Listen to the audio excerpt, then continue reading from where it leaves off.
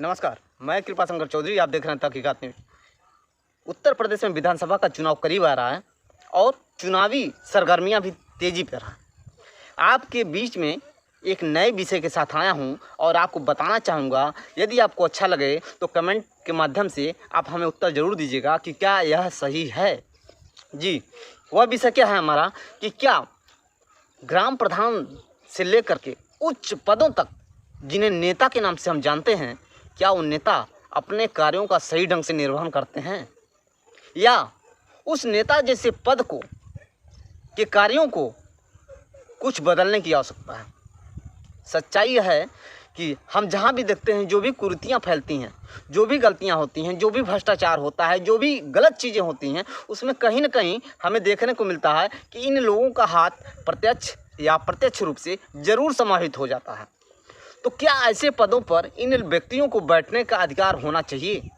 क्या ऐसे व्यक्ति जो पूंजीपति हैं, बाहुबली हैं, पैसे से धनी हैं, कमज़ोरों को सताने वाले हैं, क्या ऐसे व्यक्तियों को ऐसे पदों पर बैठना चाहिए जो गरीब लोगों का, समाज के कुछ वर्ग का, तमाम वर्गों का उत्थान करने की जिम्मेदारी हो?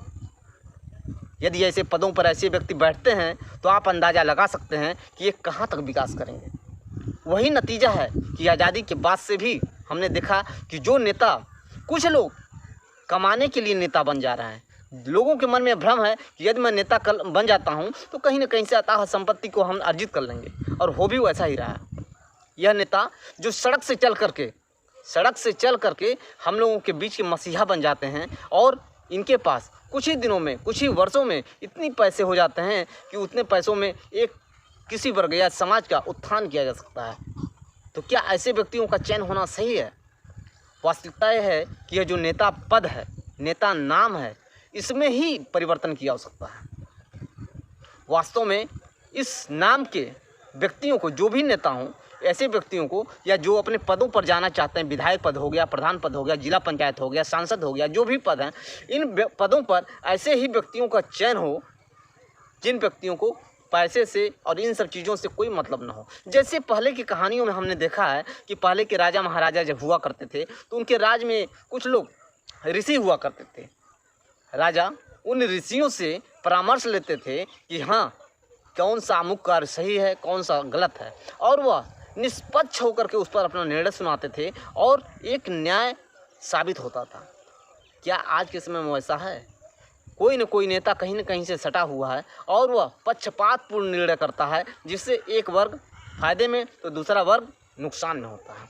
तो ऐसे चीज़ों का वास्तव में बहिष्कृत होना चाहिए। ऐसे नियमों का हमें विरोध होना चाहिए कि ताकि समाज में एक अच्छी प्रथा चल करके आए, एक अच्छा परिवर्तन हो, जिससे हम एक सुंदर समाज की परिकल्पना कर सकें और एक समाज को बेहतर ढंग से अग्रगति दे सकें। तो क्या इन नेताओं को जो अपने आप को नेता कहते हैं, उनको जो भी उनकी सैलरी मिलती है, पेंशन मिलता है, जो भी कुछ मिलते हैं, उनके बंद नहीं होने चाहिए? यदि आप बंद कर देते हैं तो मैं दावा करता हूं कि तमाम ऐसे नेता जो अपने आप को नेता बोलते हैं, समाज के अगुवा बोलते हैं, उन पदों पर आसीन नहीं होना चाहेंगे, क्योंकि उनको लोलुपता है, उन्हें पैसे चाहिए। उन्हीं पैसों की वजह से उन पदों पर जाना चाहते हैं। और हमारी और आपकी विडंबना यह है कि उन पदों पर जो वो आसीन हो जाते हैं तो हम और आप विवश होकर के उनके द्वारा पारित किए गए नियमों का अनुसरण करते हैं।